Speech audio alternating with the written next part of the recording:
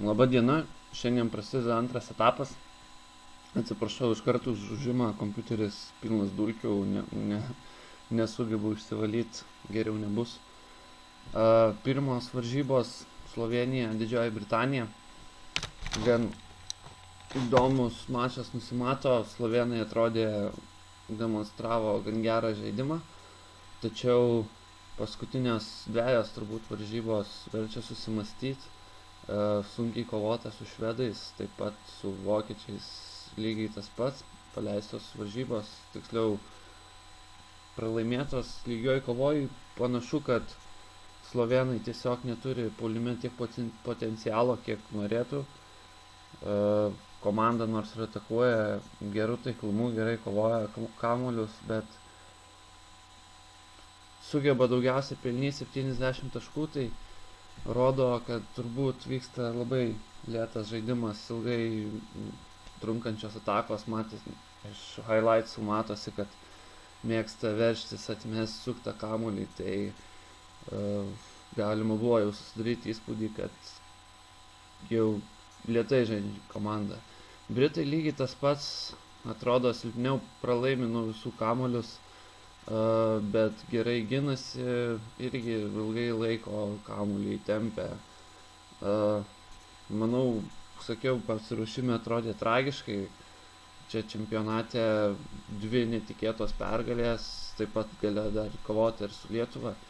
Verčia permastyti biškį mintis, bet vis tiek manau, kad nėra jie stipri komanda. Ir aišku, šiandien varžovas Slovenija toks, sakyčiau, turbūt parankus. Komandos abi su ribotu puolimo potencialu, ilgai laiko kamuolį.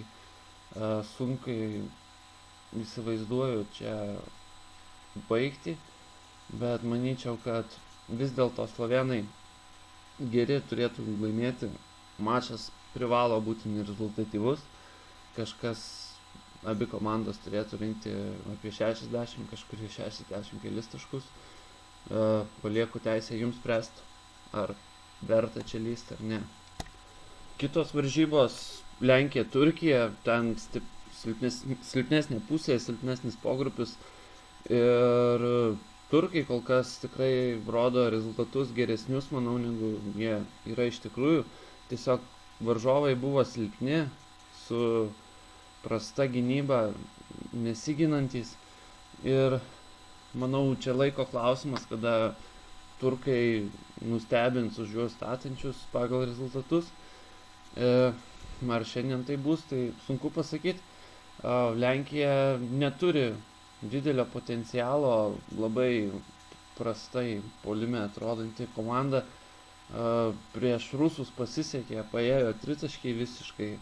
Kai rusai prisijo, dar vienas žudikiškas tritaškis buvo įmestas, bet nemanau, kad tai yra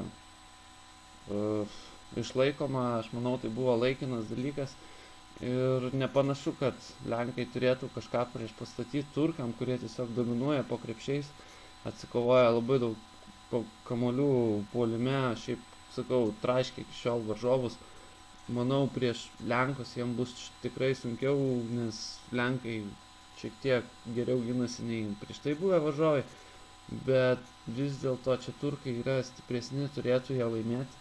Bet nemanau, kad jie pasieks tokias taškų aukštumas, kaip siekė anksčiau. Tuo tarpu tiem patiem Lenkam taip pat nebus lengva mest daug, nes, kaip minėjau, potencialas jų nedidelis, dėl kamuolių kovoja neypatingai. Ir čia turkai turėtų pasimti dar vieną pergalę. Nežinau, skirtumas turbūt bus dviženklis, bet aš tik laukiu sekančių varžybų, kur bus jie dar labiau pervertinami ir bus galima statyti prieš juos.